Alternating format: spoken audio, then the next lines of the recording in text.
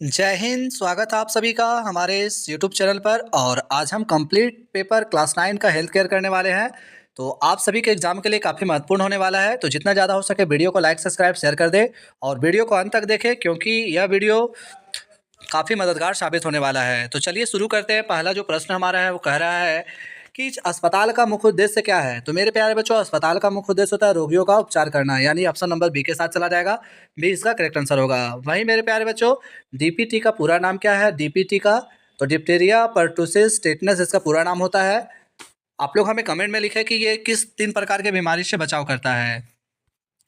प्रश्न संख्या 2 कहता है कि अस्पताल में रोगी को भर्ती करने की प्रक्रिया क्या कहलाती है। तो अस्पताल में रोगी को भर्ती करने की प्रक्रिया एडमिशन कहलाती है। ऑप्शन नंबर बी के साथ चला जाएगा। वहीं स्वच्छ भारत अभियान कब चलाया गया था, आप लोग हमें कमेंट में लिखेंगे।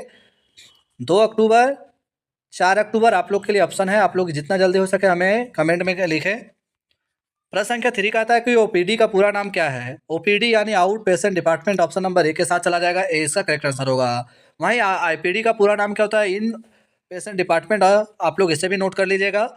नेक्स्ट 4 नंबर प्रश्न कहता है मेरे प्यारे बच्चों के अस्पताल में 24 घंटे सेवा देने वाला विभाग कौन सा है। तो अस्पताल में जो 24 घंटा सेवा दिया जाता है इमरजेंसी वार्ड कहलाता है। ऑप्शन नंबर सी के साथ चला जाएगा।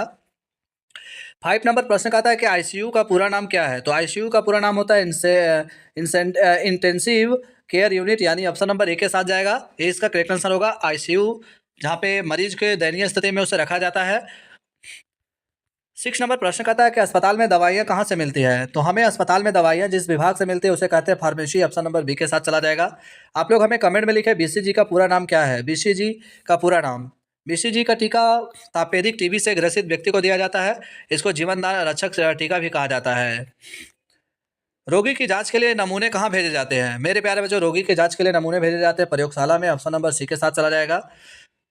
नेक्स्ट 8 नंबर प्रश्न कहता है कि अस्पताल में रोगियों की देखभाल कौन करता है। तो अस्पताल में रोगियों की देखभाल किया जाता है किसके द्वारा। डॉक्टर के द्वारा, नर्स के द्वारा, जीडीए जनरल ड्यूटी असिस्टेंट के द्वारा, यानी ऑप्शन नंबर सभी ये तीनों के द्वारा। तो डी इसका करेक्ट आंसर होगा।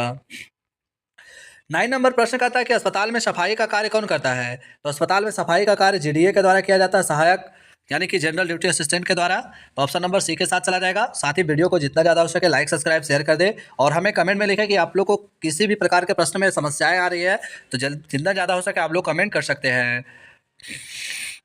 10 नंबर प्रश्न कहता है कि अस्पताल में ऑपरेशन कहाँ किया जाता है। तो अस्पताल में ऑपरेशन किया जाता है कहाँ पे मेरे प्यारे बच्चों, वो किया जाता है ओटी सेंटर में, operation theatre. Option number C के साथ चला जाएगा।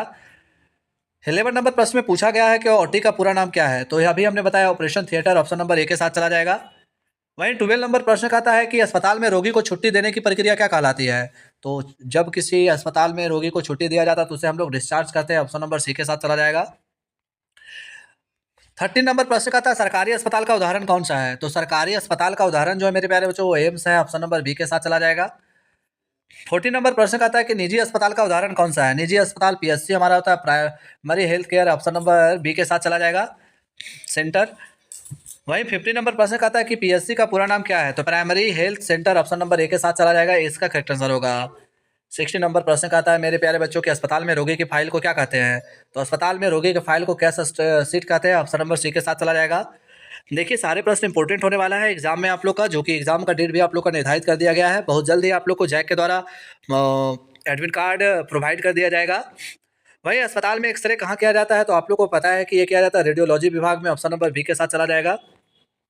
18 का हमारा प्रश्न कहता है कि अस्पताल में रक्त की जांच कहाँ होती है। तो अस्पताल में रक्त की जांच होती है प्रयोगशाला में। ऑप्शन नंबर सी के साथ चला जाएगा। 19 नंबर प्रश्न कहता है कि अस्पताल में रोगी को भोजन कौन उपलब्ध कराता है। तो वो कराया जाता है कैंटीन के द्वारा, जो कि ऑप्शन नंबर ए के साथ चला जाएगा।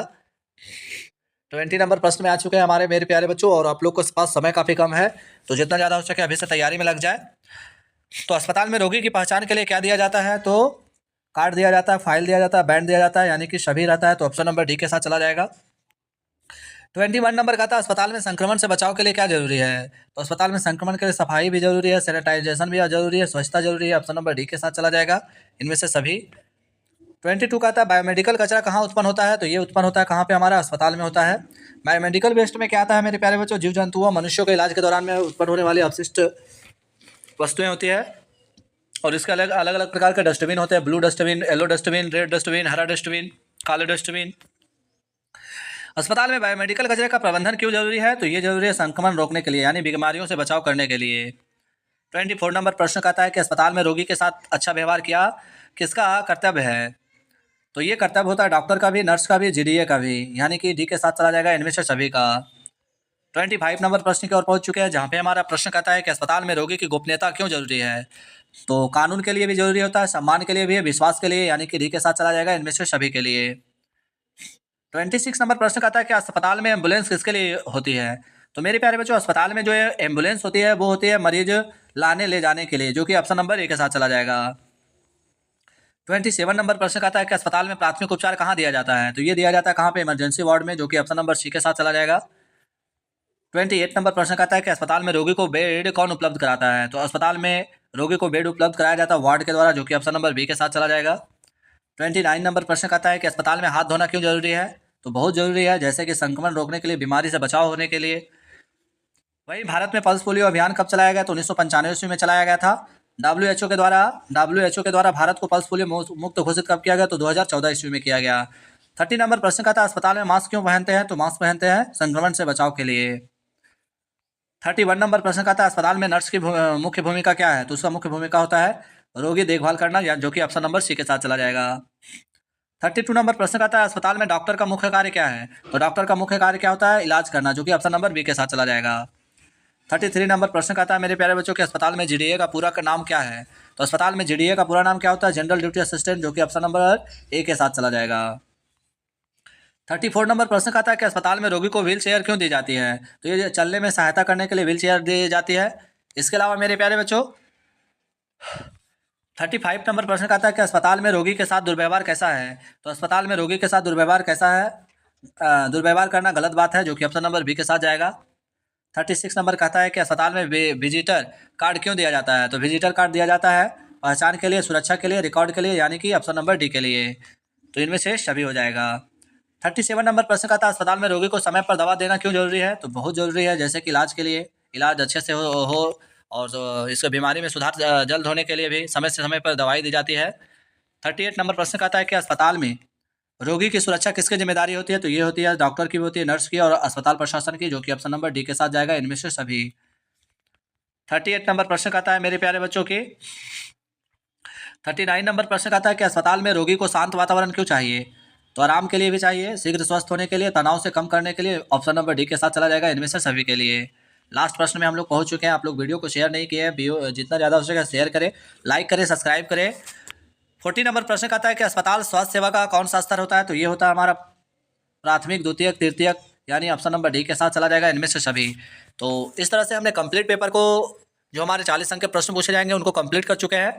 नेक्स्ट वीडियो में नेक्स्ट टॉपिक के साथ बहुत जल्दी जुड़ेंगे। जय हिंद, जय भारत।